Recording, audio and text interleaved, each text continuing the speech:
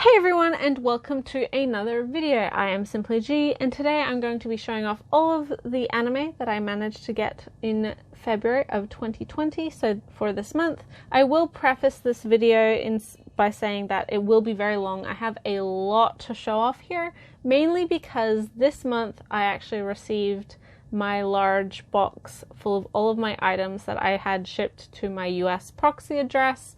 They finally showed up to me here.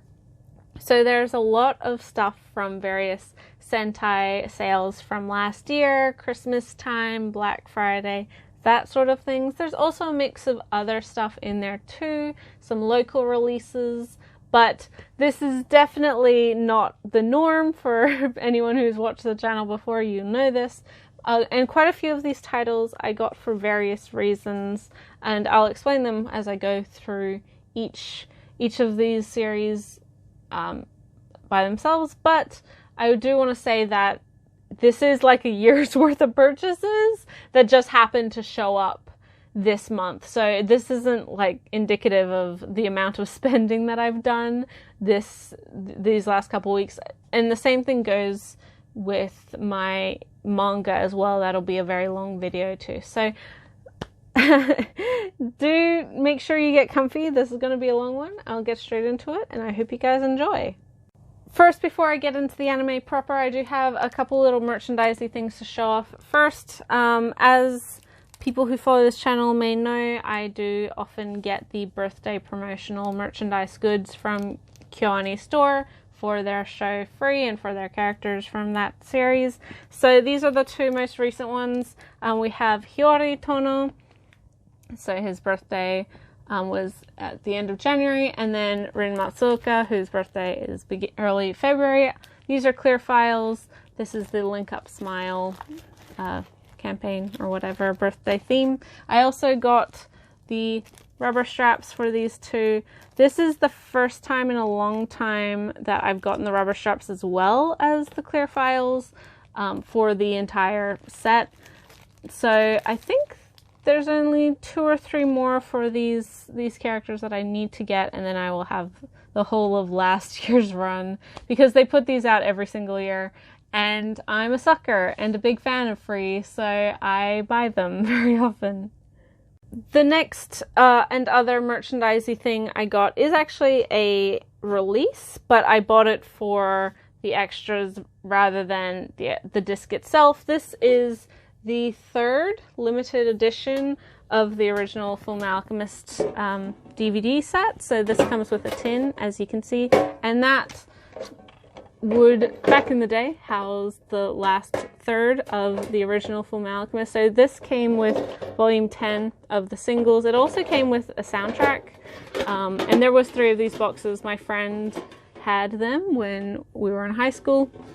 And this was very, very, very, very, very cheap, understandably, on Amazon Australia. So I picked it up because I'd wanted these tins. I always liked them. I'm not going to use it for like DVD storage or anything, of course, but I will definitely have a use for it. I like anything that I can, put stuff into. I think especially when they are a little bit nerdy, and of course, Fullmetal Alchemist being one of my favorite series. It wasn't a huge decision for me to pick this one up. Now onto DVDs. I do have a couple here, and the first one is probably going to be a surprise for anyone who's followed my channel or my Twitter for a long period, because I have a not so positive background with this series, but 2020 is the year of me giving things second chances, and having recently revisited this series in a different form, I liked it a lot more than I did when I originally watched it, and I think that's to do with age and expectation and personal experience. I'm a lot more well-suited for this sort of story now than when I was when I first saw it, so I wanted to give the anime a second chance, and luckily for me, I found it for very, very cheap from CEX, which sells secondhand goods and games and things. And so this is Paradise Kiss, the complete collection. This is a 2-disc release of the anime based off of Ayazawa's manga of the same name. And this is the story of a high school girl called Yukari, I think, who is very disillusioned with her life currently. She is under constant pressure from her family and her school to get really good grades. She's in her final year of high school, exam stress and all of these sorts of things, not knowing what she wants to do with her life. And then one day she meets a group of other teens who go to a different high school, which is very focused on the arts, and they are a bunch of fashion students. They have a clothing line that they're trying to start called Paradise Kiss, and their main designer, George, our main character, kind of falls in love with. They start a relationship, but the group of these designers, these kids, ask her to be their model for an upcoming show that they're having. It's kind of a school event competition, and at first she's very wary, but ultimately does decide to help them. She uses it as an opportunity to escape her otherwise very mundane and stressful life, and because of that, she does make a lot of bad, dumb decisions, which any 17 or 16, 17-year-old girl is warrant to do. I think now, watching it and reading it and experiencing the series again, I'm a lot more understanding of the main character and her struggles and the stresses that she's under, because when I first watched this show, I watched it when I was in a somewhat similar position to Yukari. I watched it with my best friend. We were both seniors in high school. We had a couple, I think maybe a semester left. So exam stress was very, very real and relevant to our lives. And a lot of the decisions that she made, insofar as running away from home and wanting to drop out of school when she only had a couple months left, and a lot of like the dumb, brash decisions that she had, really made us dislike her, because I think it was just a little too close to home. And also, my best friend and myself have very different family situations, kind of on the complete opposite sides of the spectrum. And they're very opposite from each other, but they're also very different from the relationship Yukari has with her family as well. And that's one of the largest aspects of her disillusion and her struggle and her stressing, is the relationship she has with her mother and her brother. So that part wasn't for us, we didn't realize like how much that aspect was crucial to understanding the character and why she would do what she did. So now coming into it as a 27-year-old, I'm 10 years older now than when I first watched it. You do have a lot more hindsight, a lot more experience, a lot better way to perceive like the teenage experience. And I did want to give this series another chance, because even at the time when I really disliked it, and I disliked her as a main character, and I disliked the relationship, which is kind of the point in certain aspects, I never thought it was a bad show or a bad series. I didn't think it was written poorly. I didn't think it was animated poorly. I didn't think it was bad insofar as like what it actually was. I thought it did everything well, but it was an infuriating main character, which really soured me to the series. And so I am wanting to give this one another shot, and I'm really happy that I was able to find it, because I do know that this series is very out of print in the US, also here, but not so much, not nearly to the level of in the US. So yeah, really happy to give this one another go. So finally, for the DVDs, we have a couple. This is actually a OVA series released on a couple discs, and this was put out by Bandai. I got this during the Right Stuff sale because they were very cheap, and I wanted to watch the full OVA because I haven't watched it, but I do own the film re-edit of this, and I wanted to kind of compare the pair. So this is Gunbuster 2. This is a sequel to the original Gunbuster OVA from the 80s, which is a sci-fi mech series about a couple of teenage girls who fight looming space threats, try to protect Earth with their giant robot. And every time they do fight these aliens or go into space, they enter like a different time stream from the world, so time moves very differently for them. The people age a lot faster there. Time passes a lot faster there compared to when they're fighting this threat, these monsters. So there's a lot of conflict with that. I have never seen the original OVA release, but I do hope that with the re-release of the film from Sentai or Made in Japan, that we may see it, because I do know it's a classic. It has some pretty well-known people working on it. It's very well respected. I'm personally not like a huge fan of like giant robot mecha stuff and also like this type of sci-fi. I don't hate mecha, but I don't choose a show for the mecha, if that makes sense. I've enjoyed a lot of mecha shows, but I'm usually watching it for some other reason. I'm not watching it for the robots necessarily. And for me, Gunbuster was a much more of a style and animation marvel versus like being really invested in the characters that much. And I think that's also exacerbated by the fact that I've only seen the film version of it. This I'm hoping to watch and then follow it up with Die Buster, which is the film edit for this. I've seen some clips from Die Buster / from this floating around for a long time. So yeah, I hope to enjoy it. If not, it was not a huge investment. I think each of these discs was like $1 or something around there, which is horrendously cheap, but understandable that they're just trying to get the stock out of there. And yeah, so hopefully I like it.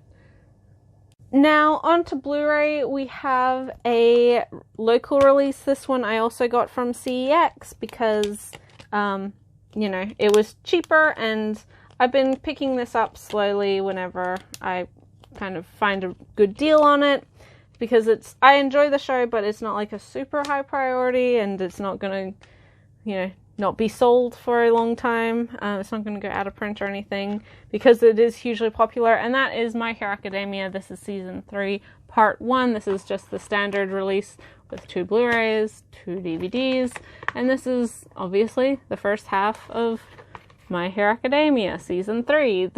I don't need to introduce My Hero Academia. I think most people know of it, if not watch it.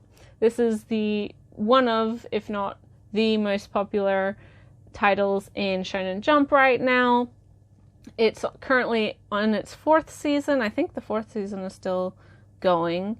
And obviously follows a group of teens who exist in this world where 80% of the population have quirks or superpowers by another name. And our main protagonist, he was born without a quirk, but gains one from his longtime idol, All Might, and so now is trying to become the best hero that he can. There's a lot of, conflict between these young heroes and hero society in general, and then various villains who see the problems in society or just want to cause trouble.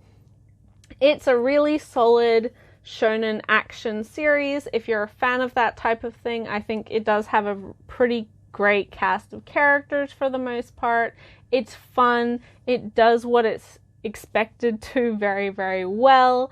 This is, for better or worse, this is definitely like one of the more recent introductory titles for a lot of new fans, which obviously means that a lot of people are watching it and love it and talk about it a whole lot. It definitely deserves a lot of praise. Bones does a really good job, and like the action sequences.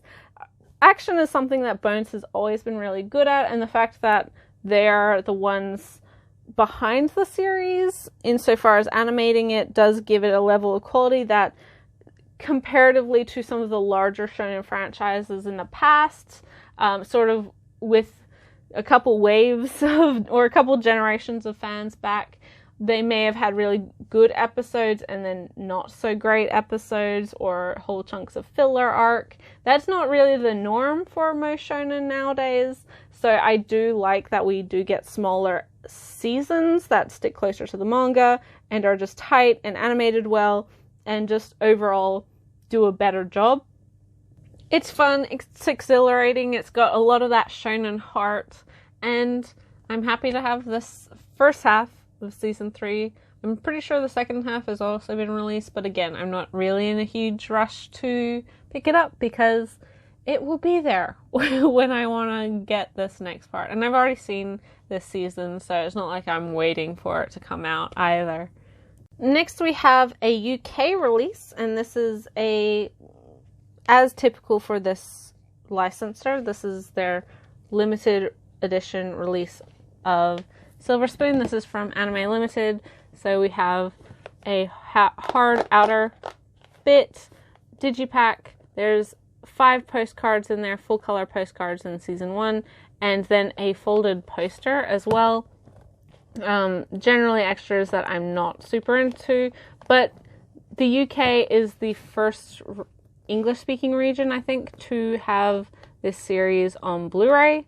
The US did get this show released from Aniplex of America, but it was DVD only. So when I heard that Anime Limited were releasing this on Blu-ray, it was a no-brainer for me to pick this up. I also have season 2, which is pretty much identical. We've got hard outer digipack.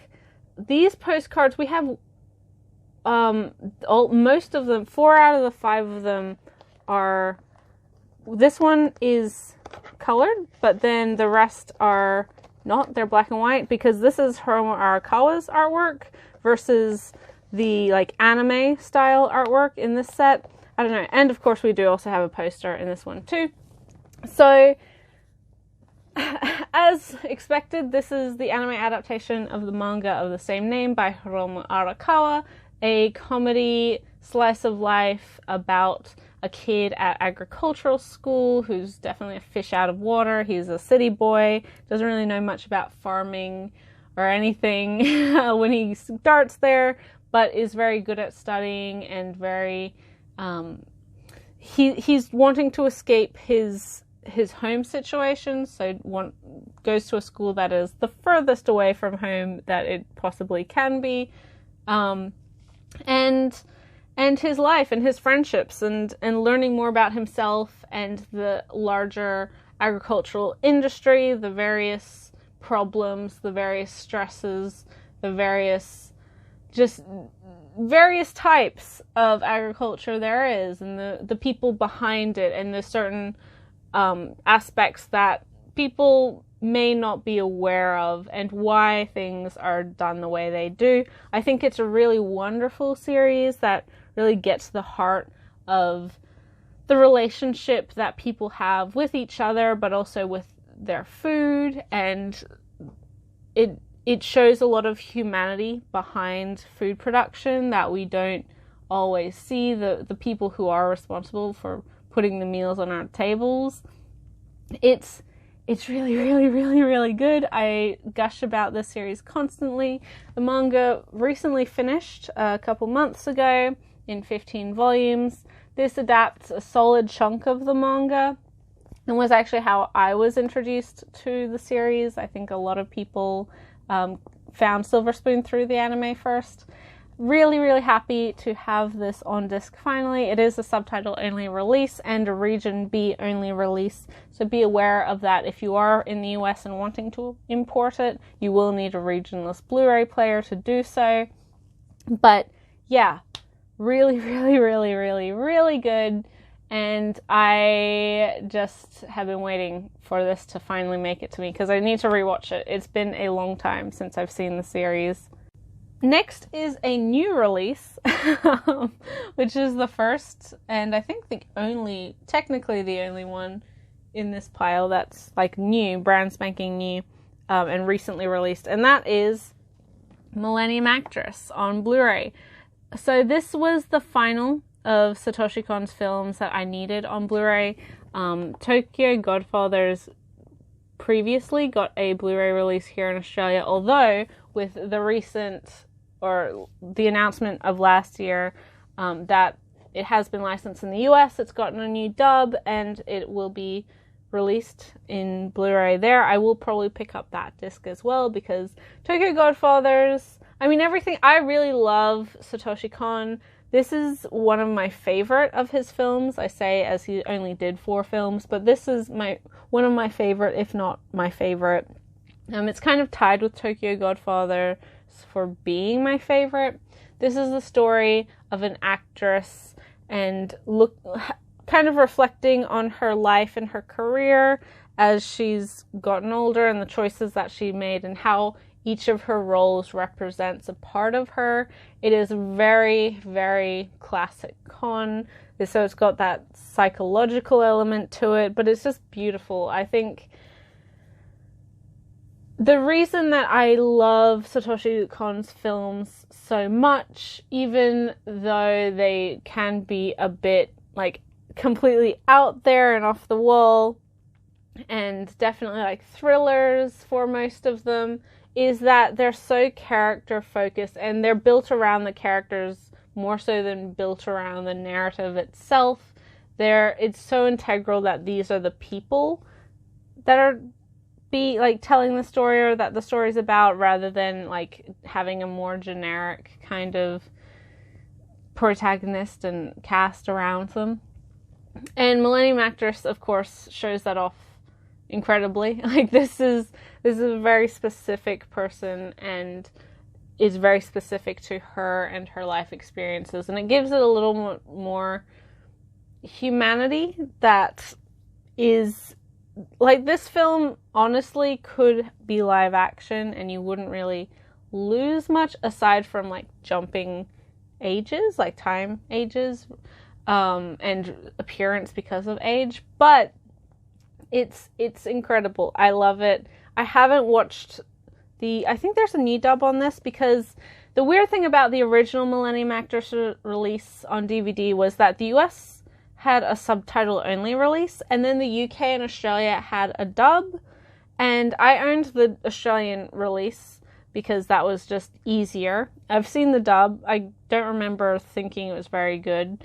So obviously when, I think, who put it? Shout Factory put this out, they redubbed it, or dubbed it for the first time, if you want to say it that way, for the US.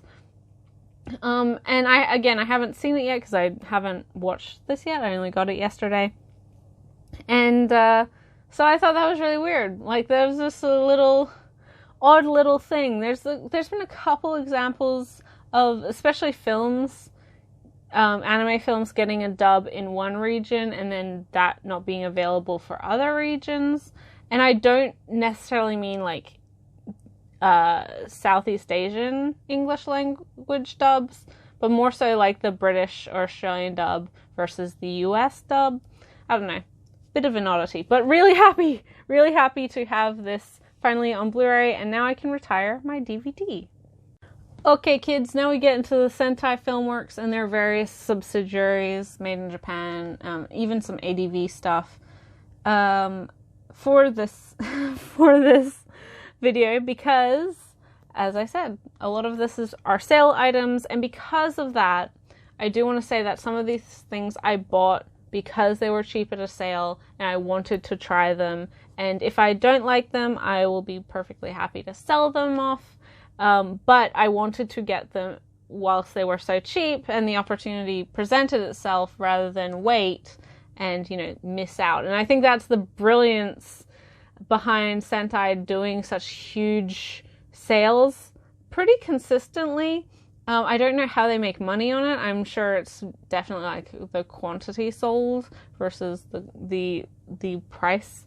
But, yeah, so it meant that it worked out for me, but not all of these. Some of these titles I haven't watched yet, so I can't really give full opinions on.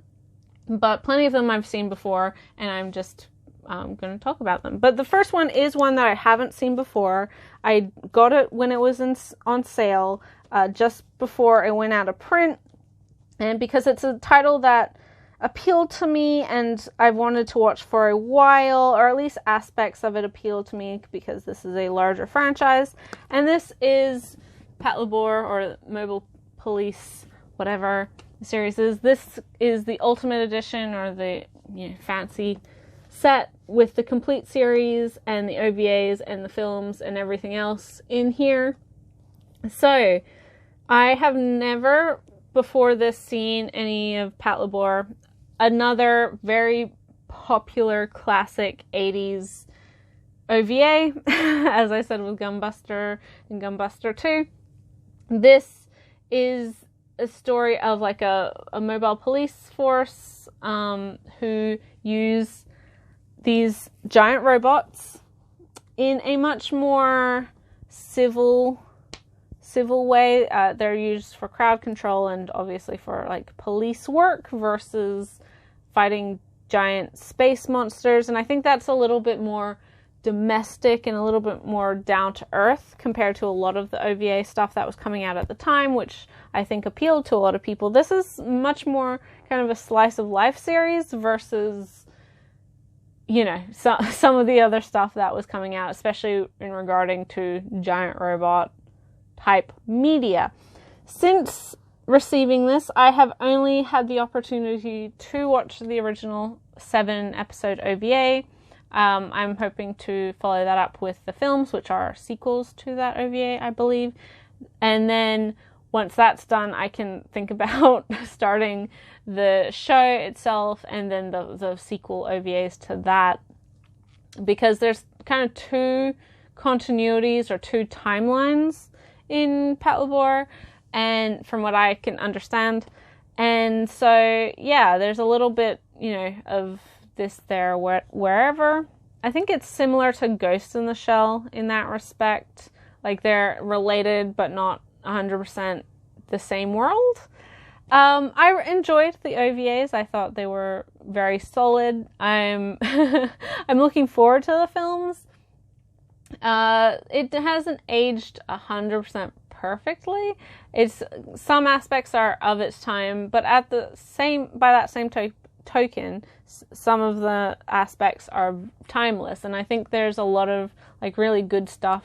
It's enjoyable. As I said, it is more so about the police force than the robots themselves. So it's about these people and their teamwork and their friendships and all sorts of things. And sometimes they do police work. So yeah, really happy to have this. This set is now out of print, and that's one of the other reasons that I wanted to pick it up when I did, because there had been whispers that stock was getting low, and then it went on very, very cheaply sale. So I picked it up. And so again, if I dislike it, or if I ultimately get to the end of it and was like, well, I'm never going to watch that again, then I'll be happy to find it a new home. But I didn't want to miss out and then have to pay ridiculous out of print prices for something that I might otherwise, have loved, but not had the chance to have. And following on from that, and sort of earlier in the video, I have Gunbuster the movie. This is obviously the film edit of the original Gunbuster OVAs, which I talked about when talking about Gunbuster 2. This, as you can see, it says, from the creators of Neon Genesis Evangelion, Macross, and Royal Space Force. So this is a OVA series, or originally started as an OVA series by Hideaki Anno, so the Evangelion guy, and I think it's from Gainax. So it has a whole bunch of staff who are very well known in like Mecha circles. So this is kind of the cream of the crop OVA. It is beautiful. As I said when I was talking about it a little bit earlier in the video, this is much more of a... There was certainly aspects I liked about it. The major theme of distance and time and people growing apart, and especially the whole theme of these girls, especially our main character, being out of sync with everyone else around her because she's literally in a different time stream versus the people she cares about. And a lot of that is something that comes out in sci-fi and space type of media generally. It's a huge theme in stuff like Voices of the Distant Star, so it's not a unique premise, but I do think it was handled very well. This film looks beautiful on Blu-ray, very sharp. It's animated wonderfully. For those who aren't familiar with the OVA or the film and you just go into it without knowing anything, the last third of it is completely black and white or grayscale, and that is a stylistic choice. Your TV is not broken, and no, it's not because it was cheaper. That doesn't make any sense. But it's stylistically black and white, which I thought was an interesting choice. It is very, it's 80s OVAs, especially like the sci-fi ones like this.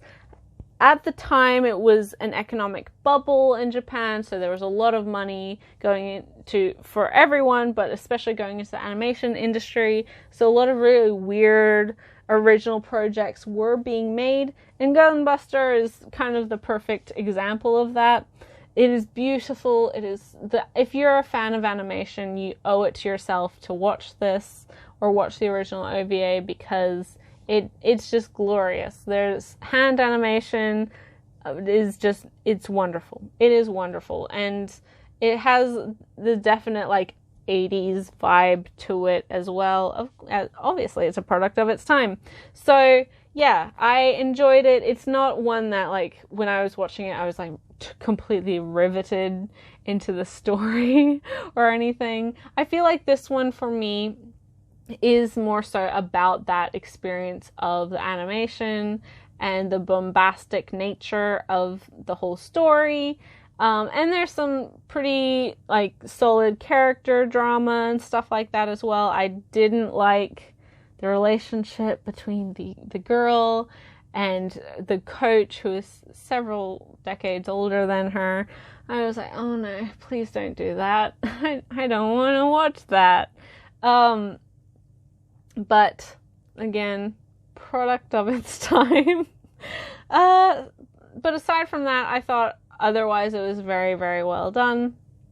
And it's one that it doesn't have a dub, so it is subtitle only. That is kind of my issue insofar as I could see this putting it on in the background and looking over at it and just having some fun, cool visuals every so often.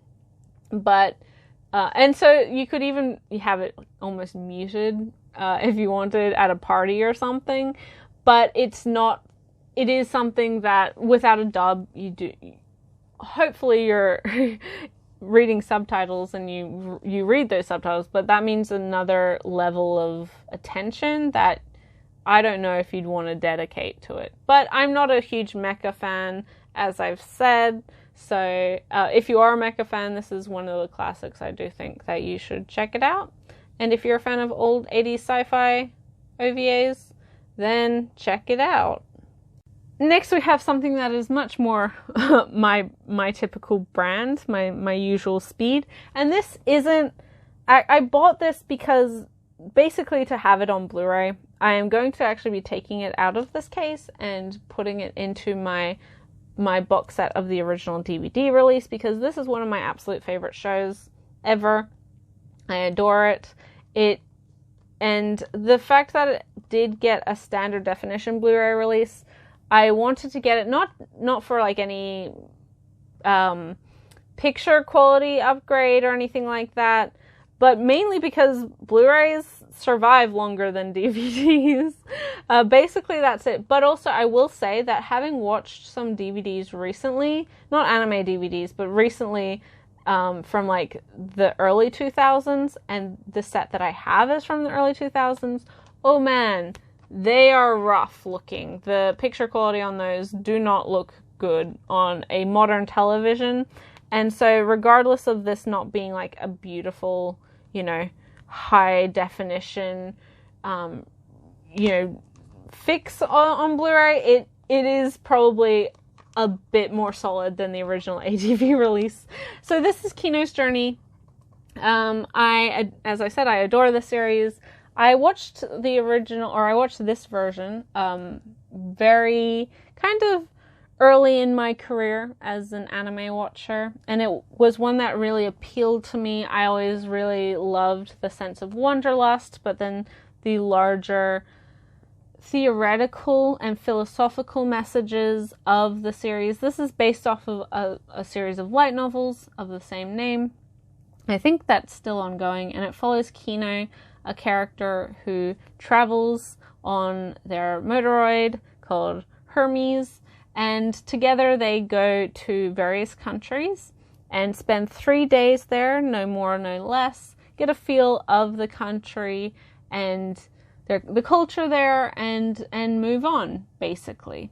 And it's really, because of that, it's a very episodic series, so each episode is very self-contained. You go to a different country. It did get a recent reboot, soft reboot / sequel thing a couple years ago now, which is solid. I still do prefer this version. The atmosphere in this one is, I think the way that it's animated paired with the music and the performances and everything else is just so well done that it's still really worth watching, even if you have seen, like, you haven't watched it before, or if you've only seen the recent version. Check this one out. Yeah, so there's a lot of very interesting philosophical questions about morality and humanity and making choices, and also the cultural differences and what might seem moral or ethical for one group is not for another, and how Kino, as an outsider, you know, takes that in, experiences that, and processes that, and doesn't ever, like, try to fix, quote unquote, an injustice or something that is happening in a town or a city, because Kino's not going to stay there. Like, it's not really their business. And it's just an interesting perspective of, and as someone, like, for me, as someone who's traveled her entire life, I think that travel does open your mind and your opinions on various people, various countries, various cultures. You learn so much when you travel, and that aspect was what really, really, like, hooked me into this particular series when I first watched it, and even now. Yeah, absolutely recommend this one. I'm not going to say it's a perfect series, and I think there's some, you know, argumentative points and things that you could debate about the choices that are made and how the characters deal with certain things that are very, you know, very topical and very relevant. But overall, I do think that Kino just does so many things well, and in a very genuine way to someone who does like to travel and to observe and to just learn as much as they can about other people and the world as they go. Next is another series which is maybe surprising to some people, quite philosophical and kind of almost a thriller, and you would never guess it from the title, but this is a classic title. I do think a lot of like my generation of fans and older fans do know this series, but I think it's one that newer fans aren't aware of, and that is Princess Tutu. So Just the name has always kind of been the downfall for this series, unfortunately, as well as like the type of series it is. But this is the story of a young girl called Duck who wants to become a ballerina, most notably a prima ballerina, and she's going to ballet school, and there's various other dance students there, including the prince who is here. So basically there's a very fairy tale-esque element to this. It's set in like a Germanic fairy tale world where Duck is actually a transformed duck who is turned into a human in order to fulfill her love, but then also she's turned into a ballet magical girl called Princess Tutu in order to collect the fragments of the prince's heart, who sacrificed his heart and thus his emotions to save the kingdom. And so Duck's job is to collect them and give him his heart back so he can feel love and become human once again. There's some other characters, rival characters and villain characters throughout the series, and it kind of like a typical magical girl series. Duck finds something weird is going on, and then she realizes one of the prince's stray emotions or fragments of his heart is causing havoc, and she collects it and gives it back to him, and then he experiences that emotion, and slowly he becomes more human. he feels emotions again. It's very good. The first half is very cute and sweet and magical girly, pretty typical. But the later half of the series, or the season 2, or however you want to qualify it, does get into some very dark themes. There's quite a few plot twists that I don't think are inherently evident. And I would say that this is kind of on the level of a Madoka or a Revolutionary Girl Utena. So it's not just like the pink fluffy ballet series that I think people may judge from just hearing that name and seeing the character designs and things like that. If you're a fan of ballet as well, there's, especially Swan Lake, there's a lot of that in here. It's really, really solid. If you haven't tried it, it is a classic for a reason. It was never super popular within like the wide general anime audience, but I would say that it has a very devoted cult following and has persisted as one of these classic shows that is horribly underrated. So check out Princess Tutu. I had the DVDs for a long time. Got rid of them when this was announced, and it took me a while to actually pick it up because this came out on Blu-ray quite a while ago, but again, sort of just upgrading my DVD set to Blu-ray so I can rewatch the show and happily experience it all over again. Next is another series that I bought before it went out of print. I liked the show for what it was. I didn't like kind of a major aspect of it, which I'll talk about in just a second, but I did really like the supporting characters, and I found the kind of actual setting was pretty interesting. So when it was going out of print, I did want to pick it up because, again, I didn't want to miss out from having it, and if I did want to rewatch it, because this one isn't readily, and this isn't like a very popular title that I could see being relicensed, so yeah. But this is Inuboku SS, or Inuboku Secret Service. This is about a apartment building or a condo building full of young people who all have kind of, I guess, servants or service people. We have our main character who's just joined and who's very standoffish. She's kind of the classic tsundere, but I do think that it's nice that she's self-aware of that, and she is actively trying to become a more personable person. She doesn't actually want to be the way that she is, and so she is working on trying to be more approachable and to get along with people better.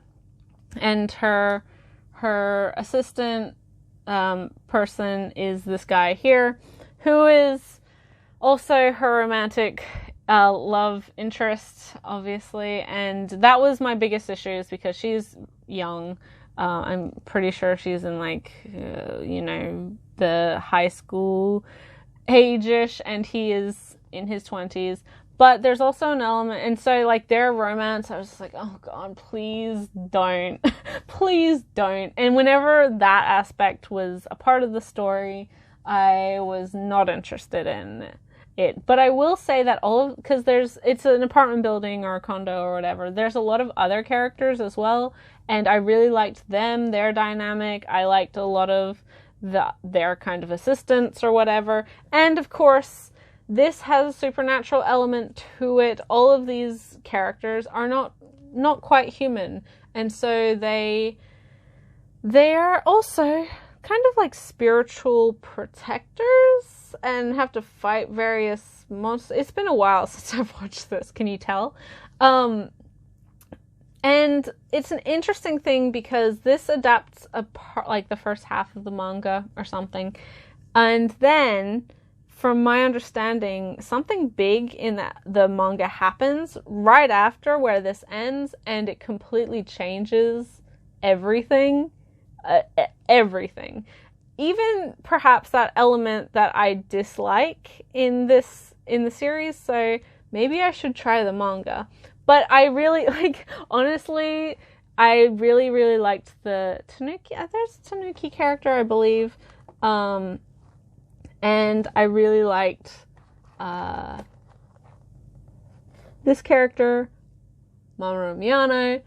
Obviously, me being a big fangirl at heart. There's a lot to like. I do think it has an earnestness to it, but yeah, the relationship of our main characters is just, ugh. No thanks. No thanks. Don't like that. But yeah, interesting little thing. Of course, your mileage may vary on so far as the main characters and stuff like that. But I wanted to have it again to rewatch, and reassess, because it's been a long time since I watched it for the first time, and I didn't want to miss out owning it because it was going out of print and it was on sale, and they were just like, buy it now or you're never going to get it again. Because, yeah, so Inuboku SS, yeah.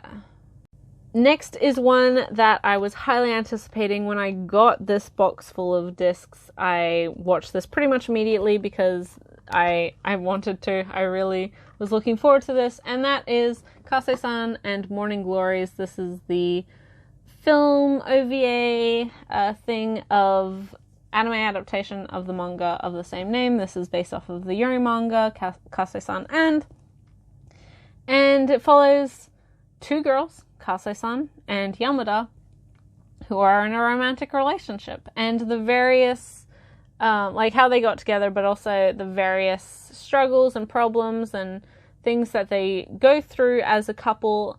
It's interesting because I kind of compare it positively to the BL short film OVA, Dokyusei or Classmates, because one, they're both the same length, they're both like an hour, but two, I think they're both very indicative of the shift of anime adaptations for their respective genres. So Kase-san is obviously Yuri, Classmates or Dokyusei is obviously BL, because Dokyusei, in my opinion, was the first like good BL anime that we'd ever gotten. There had been like yaoi and BL stuff that had been made before, stuff obviously like Junjo Romantica and things like that, but it was always of titles that had very tropey characters and stories and were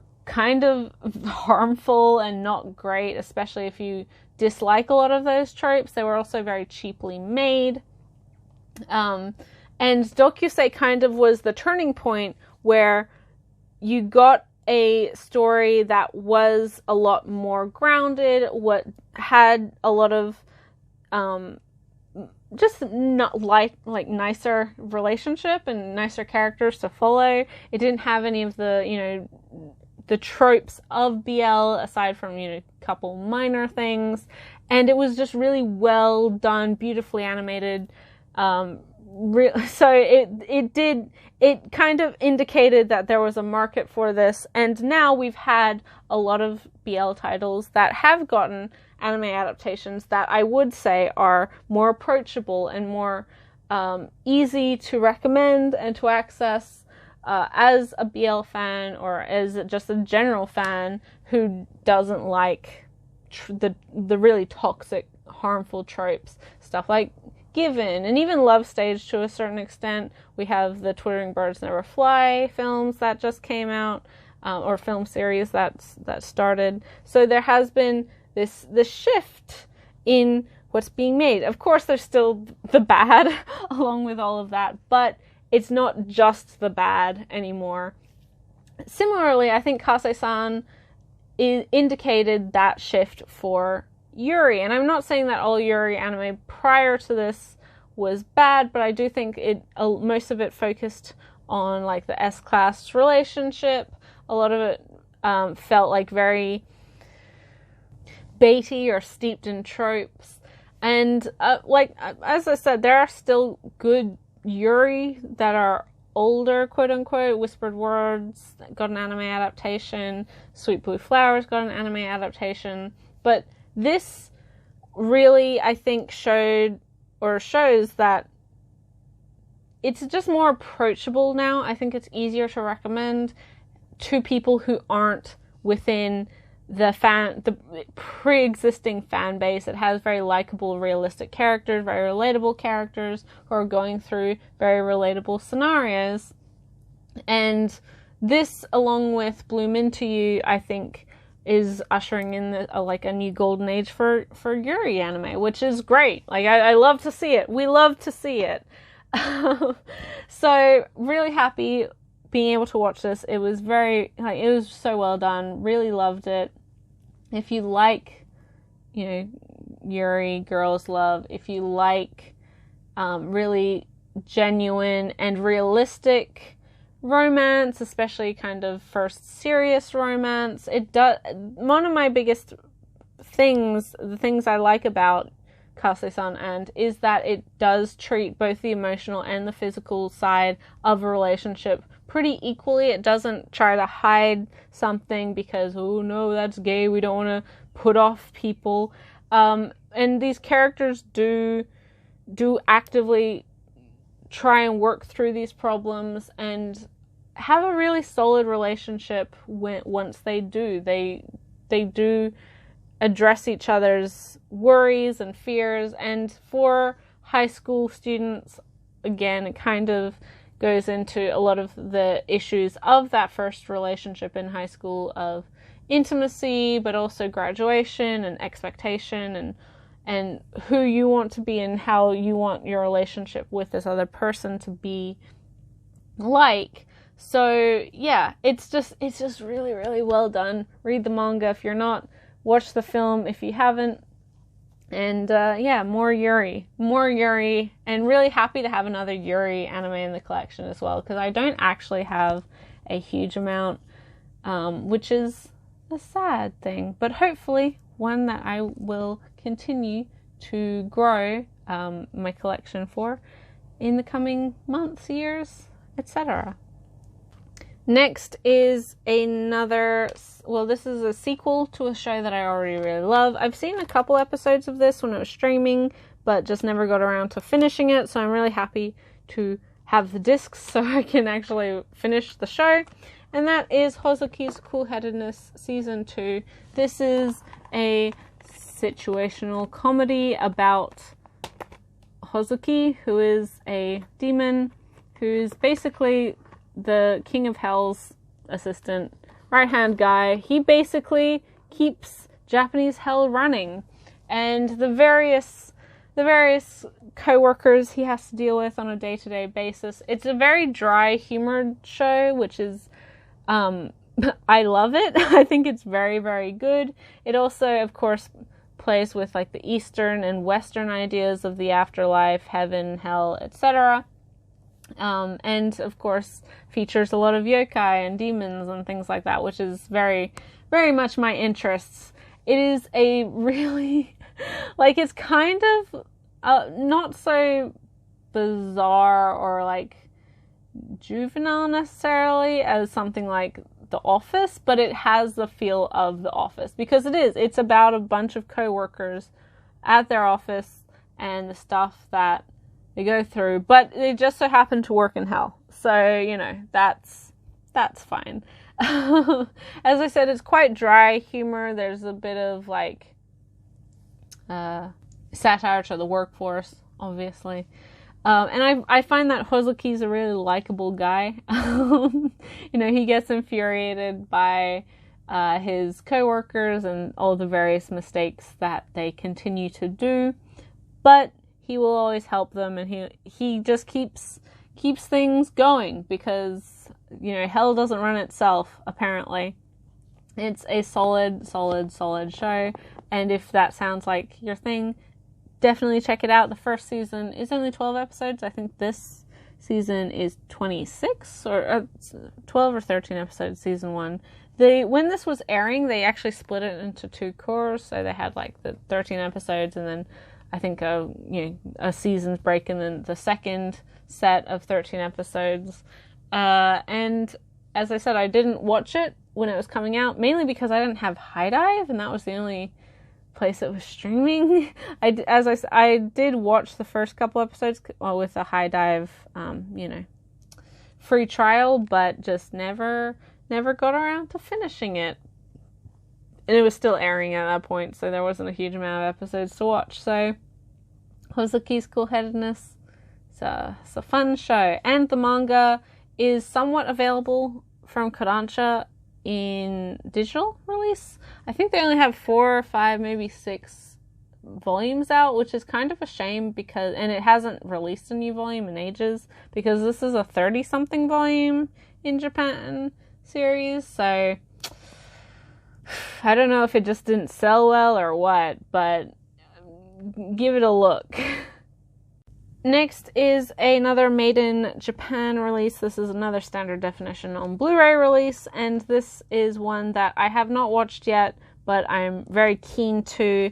It is one that I've been very excited ever since it was announced to be licensed, and that is Haruaki Man. This is based off of the Miyoko Ano manga of the same name, and this is the story of a young woman. She's 27, 28, who has worked her butt off to become an editor within her publishing company, and she's a workaholic. She just absolutely does her job fantastically, but it's meant that she's dedicated her life to her hardworking persona, which is what Haruaki Man basically is like the hardworking man or the workaholic man.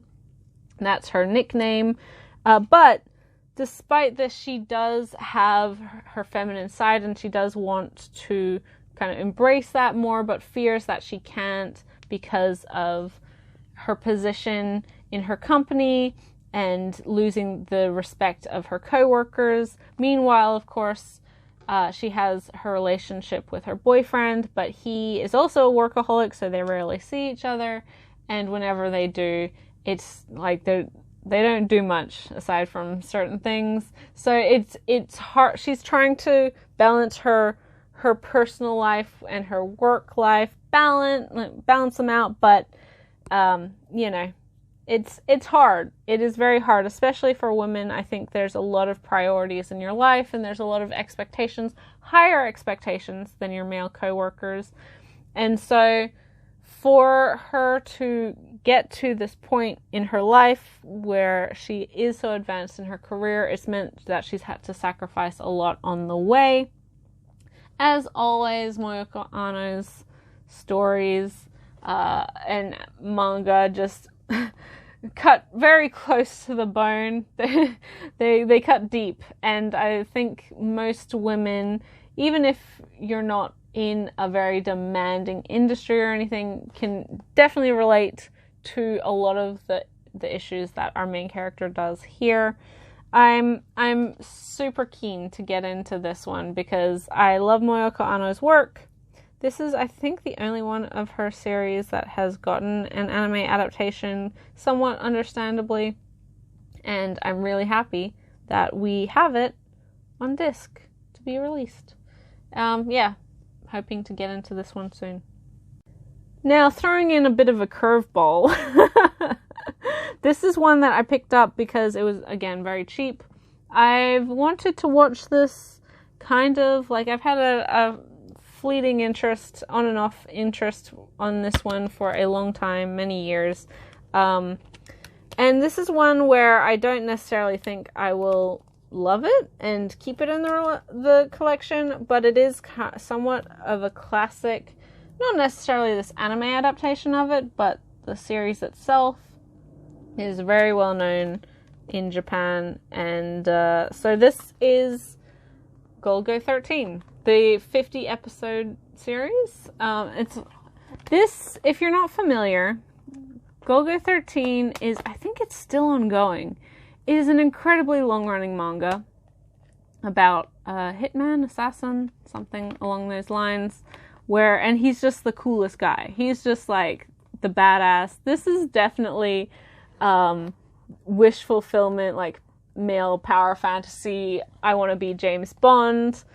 The manga itself did get some partial release in the US. I think Viz put out 13 or something volumes with selected stories in them. So it's similar to Kitaro insofar as, like, this is a very episodic series, a very episodic manga, a very episodic show, I'm sure. So it reminds me of Kitaro or like Lupin the Third, or even like Doraemon, where the whole idea, the whole appeal of this type of narrative for, in this case, you know, salarymen who read a chapter on their way to work, a bit of escapist fantasy, or for children, of course, for like Kitaro, Doraemon, who watch an episode once a week and there's no real continuity and it's just meant to be a fun, you know, adventure, fun time. This isn't, it doesn't have an overarching plot line. It's just you read it or you watch it, you see Golgo shoot some guys, start some explosions, you go, damn, that was cool, I wish I was him, and then you get on with your life. Like, as I said, it's that brief power fantasy, fun, escapist type of media where don't sit down and watch like 30 episodes of Golgo 13 in a row, because that's not how it was meant to be read or watched. That's not the way. And I haven't watched this yet, but I doubt that they put in any kind of overarching story to this. They might have, maybe, but I don't know how they could keep that going throughout 50 episodes. From what I recall of reviews of the series, it basically is like, yeah, you watch an episode, you think, damn, that was cool. He killed those people. They're bad guys. He's a hitman. He's just, what a badass. He's James Bond, basically. And you know, it's not meant to change your life. It's not meant to be brilliant cinema or brilliant, you know, literature. It's just escapist fun. And so, yeah, this is one, again, I've had a on and off again interest in it, similarly to like Lupin for me, although I think Lupin is probably more appealing just because it has a very likable cast of characters for the most part. And also Lupin, it works because there's also like a bunch of OVAs and films, so you can get just like, you can jump in wherever you want. And this one you can also jump in wherever you want, I'm sure. But at the same time, it doesn't have the anime adaptation variation that like Lupin or Doraemon or Detective Conan or Kitaro or any of these similar types of structured media do. But yeah, so I'll watch Golgo 13 on and off again over the next 5 years probably, and yeah, enjoy it for what it is. It's not going to change your life, but if you like badass guys with guns who blow shit up, then maybe check it out. Next is another one that I have not watched yet, but I am very, very keen to get started on. And this one is one that when it was announced as licensed, I just was like, oh my god, I need that. I need that in my life. And then I waited for a sale to pick it up. And that is Glass Mask. This is I think the first OVA series of this series, because this is a long-running, I think still ongoing shoujo manga from the 70s about a young girl whose dream is to become a famous actress, the best actress, stage actress that there ever was. And so she's chosen by like a legendary actress to go to this acting school. And so it's her trying to achieve that goal. And it's very dramatic and overly 70s shoujo. And there's vicious rivals and beautiful boys and a young girl trying to achieve her dreams in the face of adversity, and probably some physical violence via hand slaps to the face. Yeah, it's just, I love the fact that even though it is in dribs and drabs, we are getting more 70s shoujo coming to us, not only in manga, but now in anime as well. If you enjoy this era of shoujo media, you're doing yourself a disservice not picking this one up.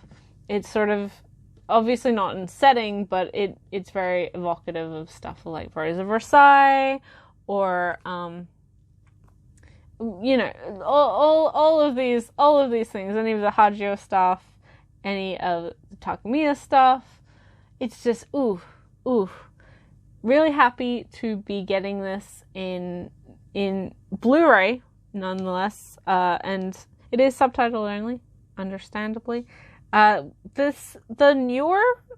newer series was also partially released by Sentai many a moon ago, the first half, and I don't think it sold well at all. That was like a 2002 or something TV show version, because again, like a lot of the classic stuff, this, like Kitaro and Rose of Versailles as well, and to Terra, this Glass Mask has had like a bunch of different adaptations, especially anime adaptations, and I do think this is the first one of those. So I know that some people are hoping that they do someday eventually release the entirety of the later series as well.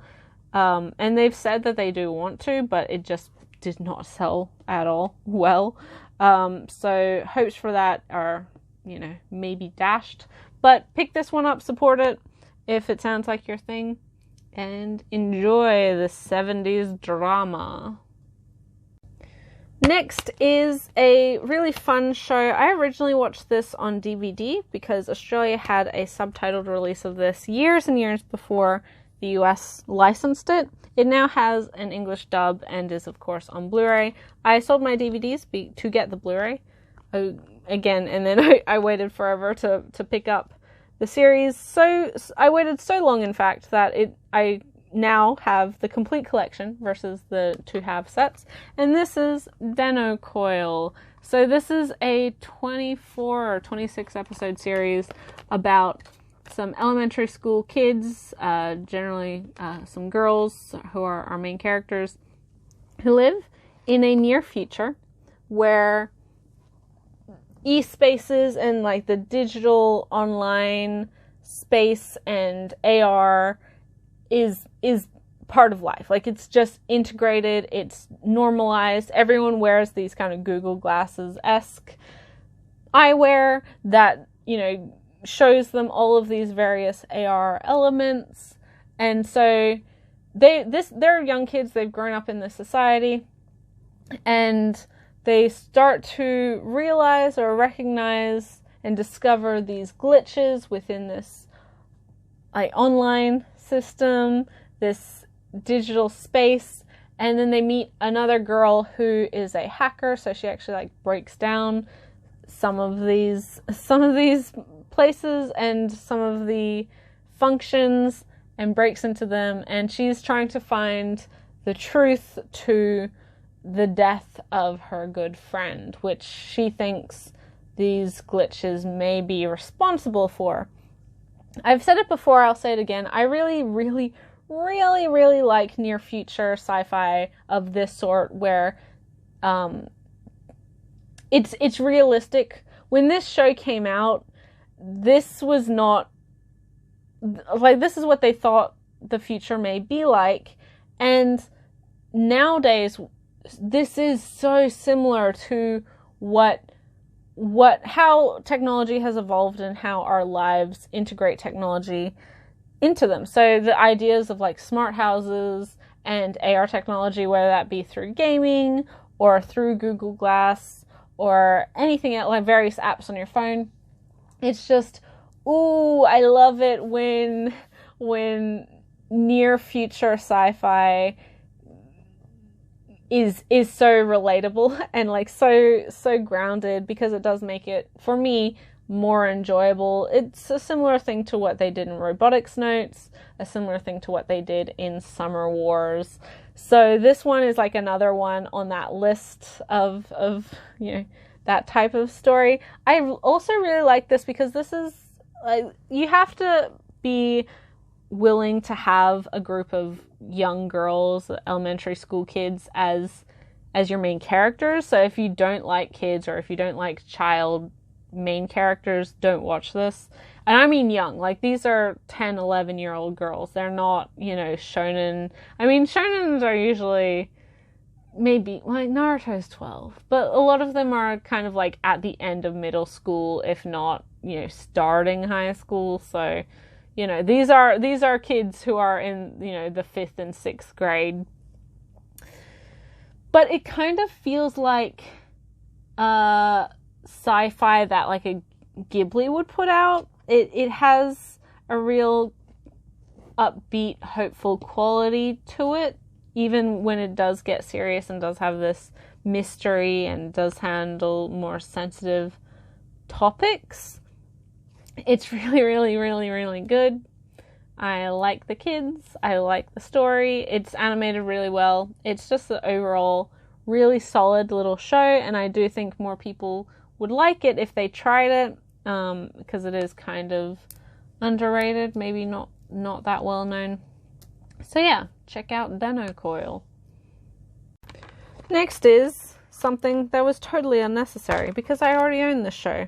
I already own this show on this format, but I decided to get the standard editions as well, because that's just the type of crazy that I am. That's my brand. So this is one of my all-time favorite series, one that I love and adore, and have recently been watching because there's a new season. And this is Chihayafuru. We have season 1 and season 2. If you do not know what the show is, then welcome to my channel. Thanks for sticking around this long, because obviously you haven't watched any of my videos before. So this is the story. It's a josei sports series about Karota, which is an actual game that exists in Japan. I like to explain it as competitive Snap, if the Snap cards had poetry verses on them. So basically, you are presented 25 cards. Your opponent is presented with 25 cards. They all have verses, the second verse of various poems from the 100 Poets. And you have a reader who has a different set of cards. They choose and announce or read the card, and you have to match because they're reading the first verse, you have to match the second verse first. So whether that be on your side or your opponent's side, and then each match is a point, and the first person to get 25 points wins. And as I said, it's a real game that exists in Japan. It's one of the oldest kind of cultural games and sports. It's very high society, or was historically. It was played by, you know, the emperors and the various people of the upper class. But nowadays is taught kind of loosely to children. It's in the show they use it in elementary school to teach kids their letters, their hiragana and their kanji and things like that. So it's kind of a learning tool, but it is still a competitive sport there.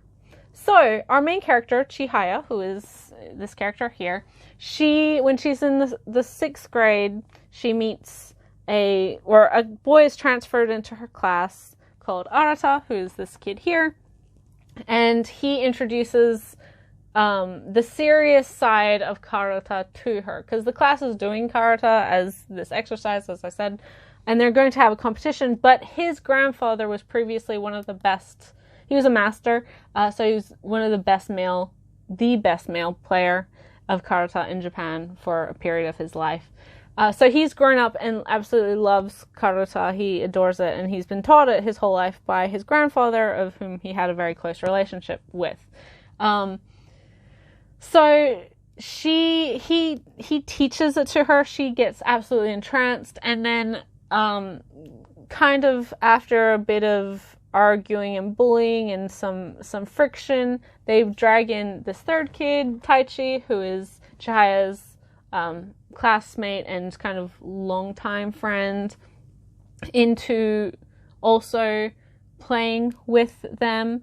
And together Chihaya and Taichi kind of discover a love for karate through Arata, and then together they join a karate society and play a team game, and that just like really distills that love. But at the end of their year 6, the end of their elementary education, they go on separate ways. Arata moves back to his hometown to be with his grandfather, who's sickly. Taichi is going to a very elite private school, and you know, Chihaya is kind of just doing her own thing. She's going to a middle of the road school, and she's trying, but her new goal is to become the queen, which is the top ranking female karate player. And not only is it like the top ranked national title for women, but because it is such a Japanese focused sport, it's not really one that is played anywhere else, because obviously it's very reliant on the Japanese language and Japanese arts. If you're the best in Japan, you're the best in the world. So that's her goal.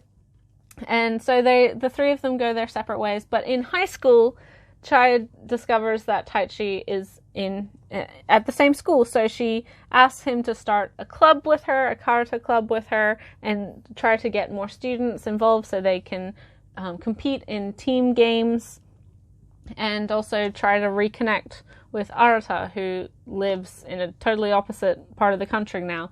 It's so good. It's so good. I adore this series with so much of my heart. As I said, the 3rd season is currently airing. It is almost finished. I think we have another month's worth of episodes to go, but both of these are 25 episode seasons, and man, I just try it. Like, it's so hard to recommend this show, because no matter how you describe it, it never gives it the justice that it deserves, and it is something that you have to actually sit down and watch and try, because you'll love it. You will love it. But if you're like, yeah, it's a sports series, it's a josei sports series about a card game, and it's like, what the hell are you talking about? It's like, no, but it's actually good, and it's got poetry, and you're like, what? Nobody will listen to you. Like, everyone will think you are crazy, but I assure you, it is marvelous. The music just in of itself is phenomenal. The character dynamics, all of the supporting cast as well, are just so fleshed out and so wonderful. There is, of course, a love triangle here, but it never dominates the series, and I do think that it's very well balanced and well done. I just love these kids. I love them, I love them, I love them. And they're funny, there's so much heart to it, and watching them succeed and fail throughout their, character goals, it's just, that Chihaya has the energy. She has the shonen spirit, which even some, you think of like Hinata or the characters from a lot of sports series, the protagonist has that like very energetic, outlook on life and wants to be the best. And Chihaya is this beautiful teenage girl. Her sister's a model, like she's gorgeous, but she has that same like frantic, dumb energy. and as soon as she opens her mouth, the like illusion of her being this beautiful, like subdued beauty is totally broken. She's so passionate about what she wants to do, and that passion transfers to other people and inspires other people. And it's just, it's so good. It's so, so good. I 100% recommend this series. And when you try it and you love it, you can come back to me and say, thank you, G. Thank you for introducing this series to me. This character here, Kanade, was my social media kind of profile picture for all of my social media accounts for many a year, including YouTube. And she's one of my favorite characters, kind of full stop ever. I love her. I love her so much. But yeah, check it out. And season 3 on the horizon. Well, it's already out.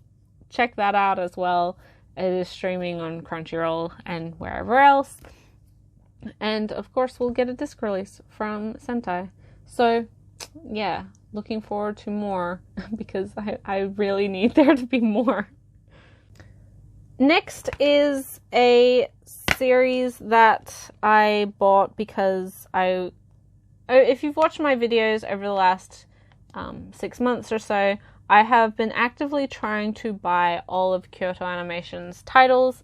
After the arson attack, I realized that I wanted to have their work, because the thing for me is, even if I didn't inherently adore or love their titles or one of their titles, I still enjoyed it. I still thought there was a lot to appreciate and a lot of love put into it, and I wanted to recognize the incredible stories and hard work that so many people at that studio, some of whom have now lost their lives, gave fans over the course of the studio's life.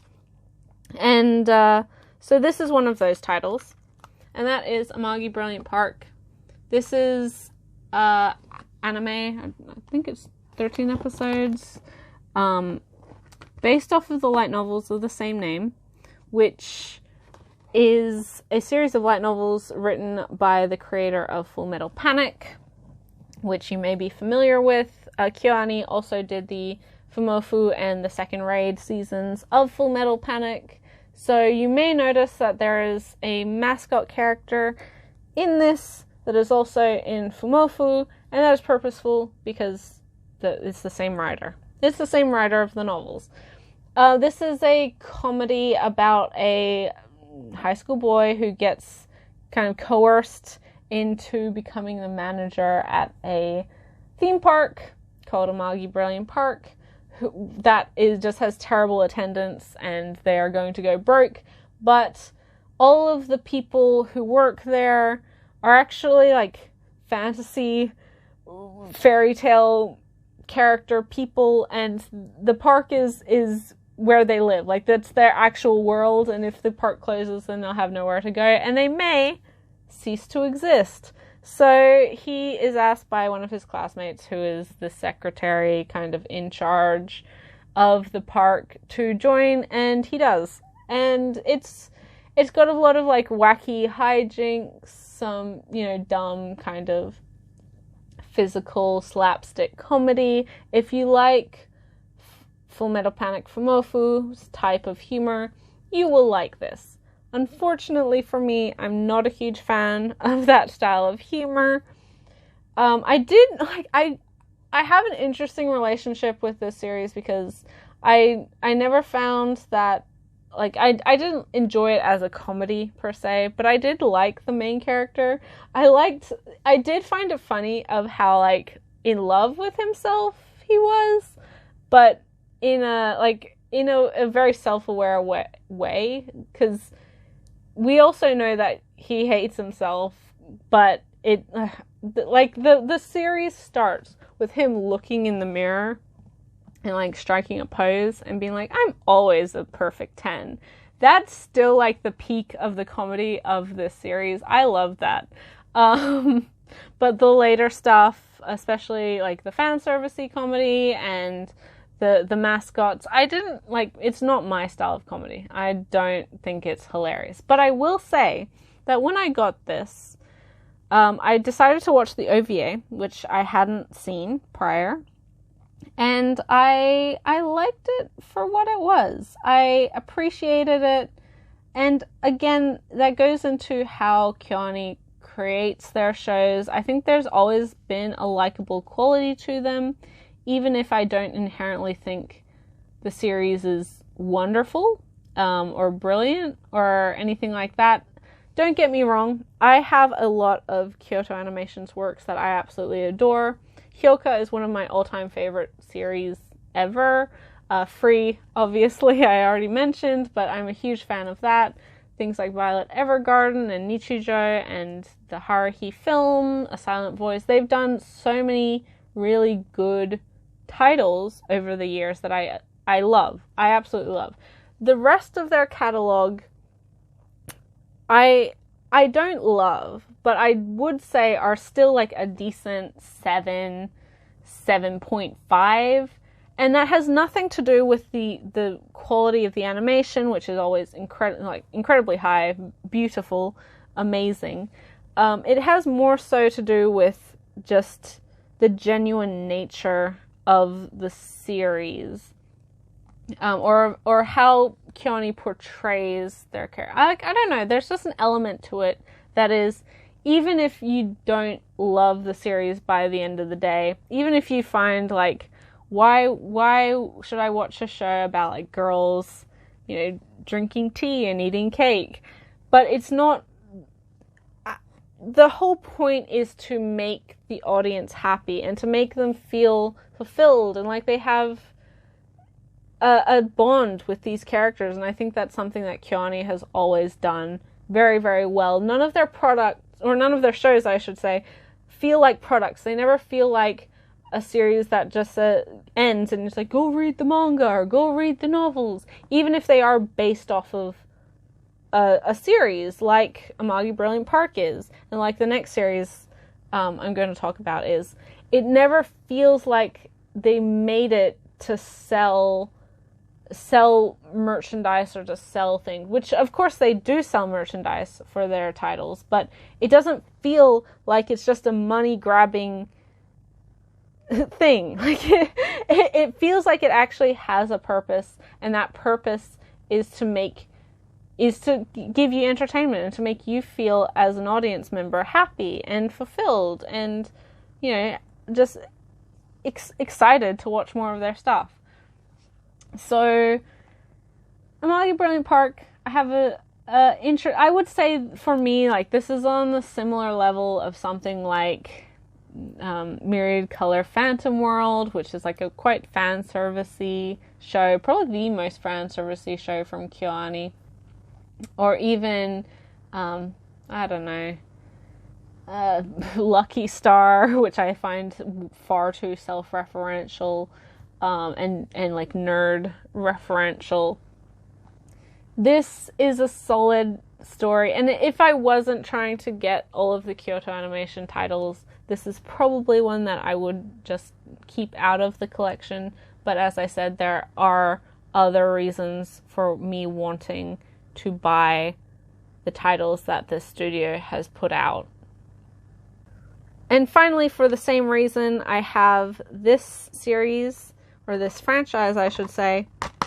Another one that I actually, again, I watched the show when it came out, but never watched the films. And the films reminded me how much I liked the characters themselves. So this is Beyond the Boundary, the complete collection TV show. And then I also have the film collection, which is I'll Be Here, Past, and Future. So I'll Be Here, Past is, of course, a re-edit or a recap film of the television show. And then I'll Be Here, Future is the direct sequel to that. Beyond the Boundary, when it first came out, I watched it. I thought it was, like, fun. It was good. I liked the story and the setting more so than, like, the actual plot, if that makes sense. I found, because it's a series that has, like, a supernatural element to it, and you guys know how I love that, like the yokai stuff. But this is a story of a high school boy who is half yomu or yokai or whatever, which is like half demon, and because of that he is immortal, he cannot die.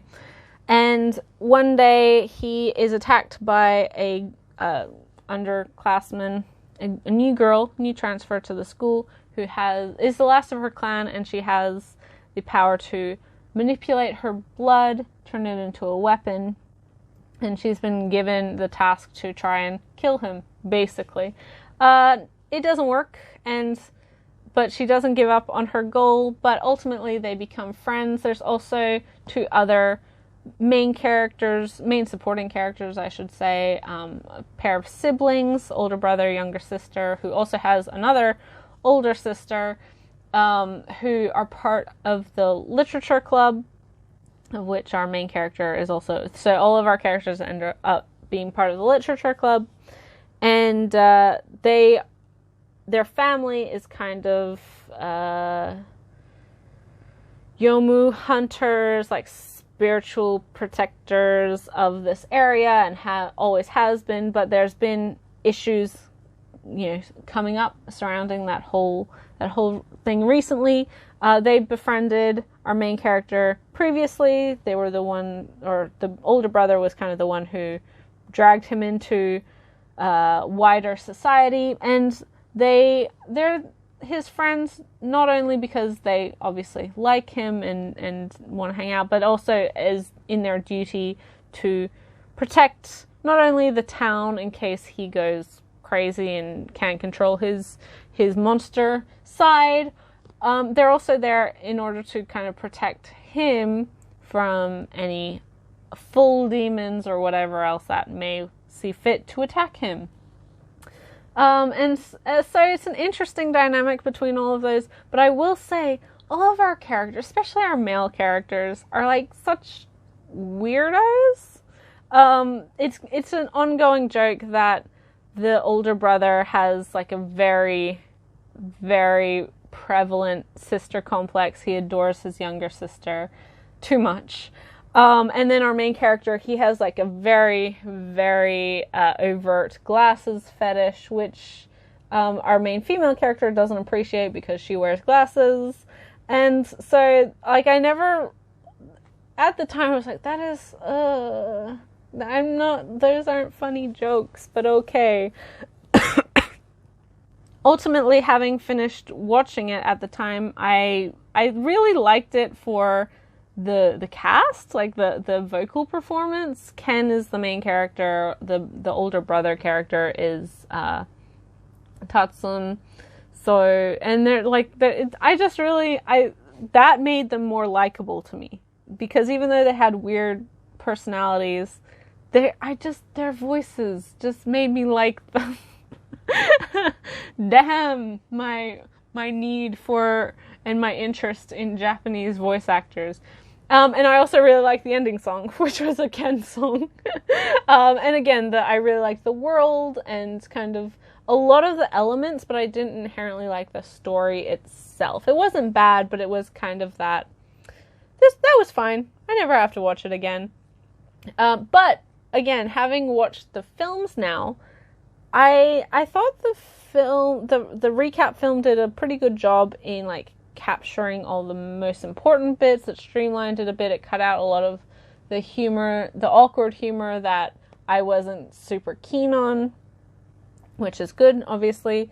And it just made it an overall better version. And then the sequel did a really good job on building from what the original series was. So this is a series that is based off of light novels. It's actually a light novel series that KyoAni publishes, similarly to Violet Evergarden, similarly to High Speed / Free. So obviously, like there is more, was more to the story that they could adapt, and that's really great. But having finished both the films, it made me realize that, dang, I actually really liked these characters. And even in their weird personalities, and even with everything else, I like them. Which is really interesting, because it's been, like, I haven't watched this show since it came out, which was many a year ago now. So it's interesting to get, like, to revisit a series or revisit a franchise like I have been apparently recently, and getting a new perspective on it, and noticing what I attached myself to, what I enjoyed from the series that at the time I wasn't even aware of. I also the sequel film, I've been using it on Twitter because I had seen the GIF before, but I was like, I don't remember that happening. It's from the sequel film. It's the best GIF of all time of a hug, and I use it all the time now. So it's on Twitter. I've been using it a lot, and that's just kind of encapsulates the humor from that series that I do enjoy, because that was funny. But yeah, Beyond the Boundary. Again, this is one that I feel like if I wasn't trying to collect the KyoAni stuff, then I probably would never have thought to get the films or to get the show. Or at least not. I'm happy that I got this and many of the other things that I got in a sale, so I wasn't paying full price for them anyway, but it's not one that I'd actively seek out to purchase, because I need to own it. I have to have it if the circumstances were my usual expectation and my usual standards for purchasing and buying things for the collection. But I'm really happy that I did now, and that I have had, I have watched it and realized that, yeah, I actually like this a lot more than I remembered that I did. With this, now I only have, I believe, 3 other series that KyoAni put out to collect. I still need to get K-On! I'm hoping to get, like, the Ultimate Edition release or whatever. Not the fancy limited edition set, but, like, just the Fat Pack release. I may get the local release, which is just two cases, like a full, both seasons in the movie set in two cases or whatever. I need to get K-On! I need to get Sound Euphonium, which I actually really like, but I just hadn't gotten because it has such a weird release in the US, and then only the first season is available from the UK. Australia never got it, so I have to try and, like, piece together my collection of that. And then finally I need to get Love, Chunibyo, and Other Delusions, a series that I've only seen the first season of. So I still need to watch the second season, the movies, etc. And I'm interested to see my opinions on that as well going into it, because that again was like a very middling show for me that I did like aspects of, but ultimately it was like a 6.5 or 7 out of 10. rating. It's not great. It's not like offensively terrible. It's just plain old fine. It's fine. But as I said, it'll be interesting to see my opinions and how I assess it when watching it or rewatching it after so long. Because again, I haven't watched it since the first season aired. So that's all of my KyoAni stuff, and I'm hoping to get the rest of it in the future. Although not immediately, because oh my gosh.